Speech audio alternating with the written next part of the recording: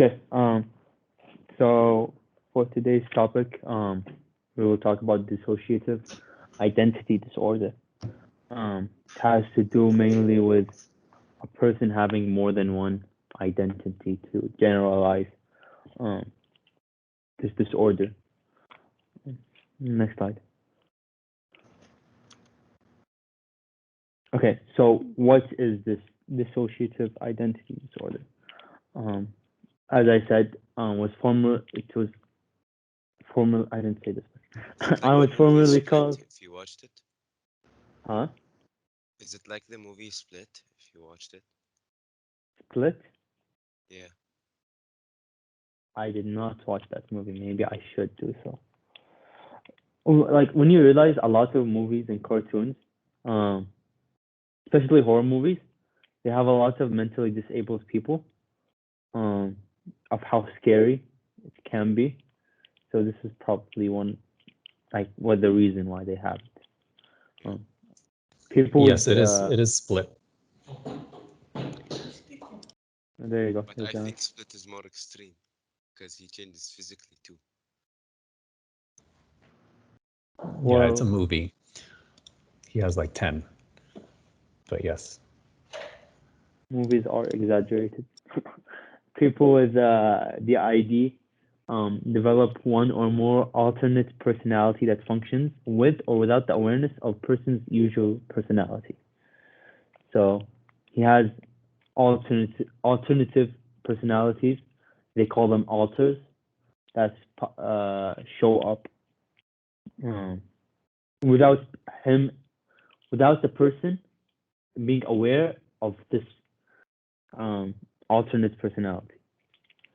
Um, instances of true DID are very rare. When they occur, they can occur at any age. Females are more likely than males to get DID. Yeah, rare disease. Next slide. Okay, so why does this happen? Why do people get DID? Usually, most of the cases, 90% to be specific, involve some type of history of abuse, some trauma that triggers an alternative personality. History of trauma.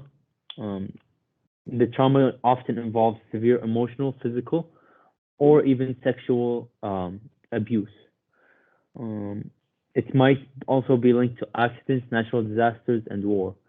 So any traumatic experience can cause an alternative personality. An important early loss, such as a loss of parents or a prolonged period of isolation due to illness, may be a factor. So basically, any traumatic experience can cause this, depending on the severity, of course. Next slide. Okay, so this dissociation is often thought of as a coping mechanism that a person uses to disconnect from a stressful or traumatic situation or to desperate traumatic memories from normal awareness. So he tries to cope with the memories he had, the traumatic experiences that he has through different personalities. I don't know how exactly it works in the brain, but yeah. It is a way for a person to break the connection from the outside world and create a distance from an awareness of what's occurring.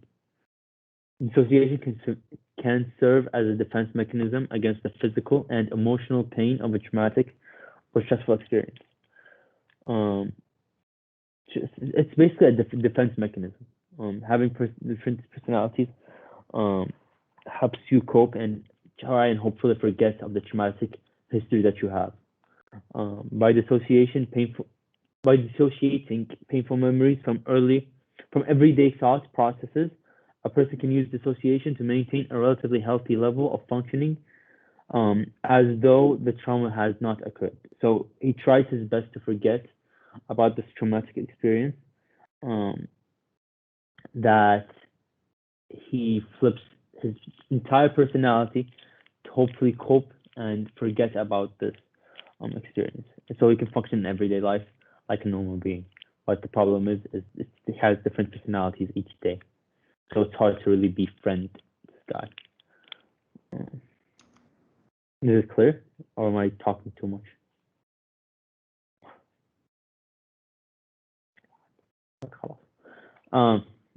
So what are the symptoms that occur? Is a person with DID has two or more different and distinct personalities.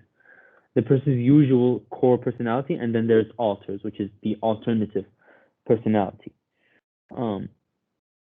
Each alter has his specific details and traits and everything around it. So it can be two different alters, a lot of different alters. A personal history and a way of thinking about and relating to his or her surrounding. The person with DID may or may not be aware of the other personality states. So he's not aware that these different personalities are happening to him. And sometimes the alter, which is the alternative personality, becomes more dominant than the core personality that he has. Stress or even a reminder of trauma can trigger a switch of alters. So anything that reminds him of the traumatic experience or the history that he has can trigger the switch. Next slide. Symptoms. So other symptoms or conditions that may happen when you have DID. Changing levels of functioning from high affective to disturbed and / disabled. Severe headaches or pains in other parts of the body. Depersonalization, feeling disconnected from one's own thoughts. Derealization, basically you don't feel the reality around you. You don't realize what's going on. Depression or mood swings. Anxiety, eating and sleeping disturbance, problems with functioning sexuality, substance abuse. We know what all that's about. He doesn't want to think anymore, so he drinks and smokes and other drugs that he may use.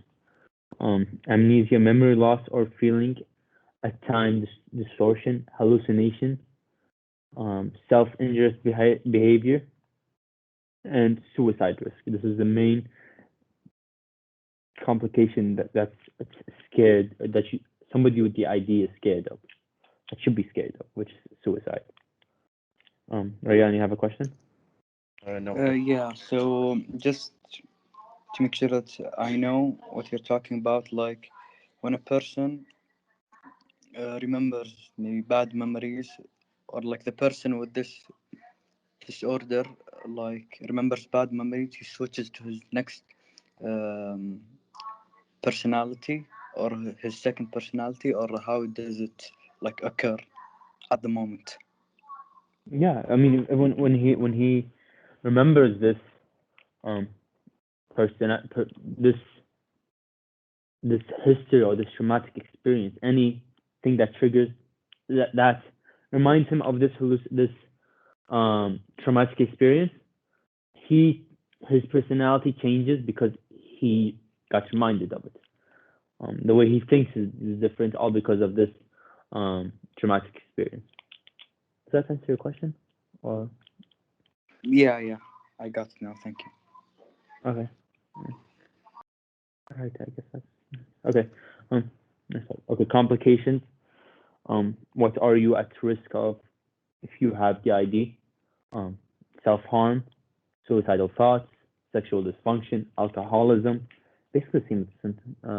Depression, post-traumatic stress disorder, personality disorders, sleeping disorders, eating disorders, physical symptoms such as lightheadedness or non-epileptic seizures, major difficulties. Epileptic means epilepsy is when somebody just gets seizures from like mild. It's usually mild, but he gets seizures that may cause him to pass out. Major difficulties and personal hardships at work. He can't function in everyday life. To do the diagnosis, the person might be referred to a mental health professional such as psychiatrist, psychologist, or psychiatric social worker who is specially trained to diagnose and test mental illnesses. Doctors will perform a clinical interview to get a full picture of the person's past experiences and current functioning. The goals of treatment for DID are to relieve symptoms, ensure the safety of the individual and those around him or her, and reconnect the different personalities into one integrated, well-functioning identity. Treatment also aims to help the person safely express and process painful memories, develop new coping skills and life skills, restore optimal functioning, and improve relationships. Psychotherapy or talk therapy is the main treatment for dissociative disorders. This is a broad term that includes several forms of therapy. There is also cognitive behavioral therapy. This form of psychotherapy focuses on changing dysfunctional thinking patterns, feelings, and behaviors. Eye movement desensitization and reprocessing (EMDR). This technique was designed to treat people with persistent nightmares, flashbacks, and other symptoms of PTSD. Dialectical behavioral therapy (DBT), a form of psychotherapy for people with severe personality disturbances, which can include dissociative symptoms that often occur after an experience of abuse or trauma. Family therapy. This helps teach the family about the disorder as well as helping family members recognize symptoms of recurrence. So it's basically a educational therapy. Creative therapies, for example, art therapy, music therapy. These therapies allow patients to explore and express their thoughts, feelings, and experiences in a safe and creative environment. Meditation and relaxation techniques. These help people to better tolerate their dissociative symptoms and become more aware of their internal states. Clinical hypnosis, a treatment method that uses intense relaxation, concentration, and focused attention to achieve an altered state of consciousness, allowing people to explore thoughts, feelings, and memories they may have hidden from their conscious minds. And medications. There is no medication to treat dissociative disorders themselves. However, people with dissociative disorders, especially those with associated depression or anxiety, may benefit from treatment with antidepressant or anti-anxiety medications. Talk to a trusted person such as a friend, your doctor, or a leader in your faith community. It's one of the preventions. Ask for help locating resources such as parenting support groups and family therapies. Look for mosques and community education programs that offer parenting classes that also may help you learn a healthier parenting style.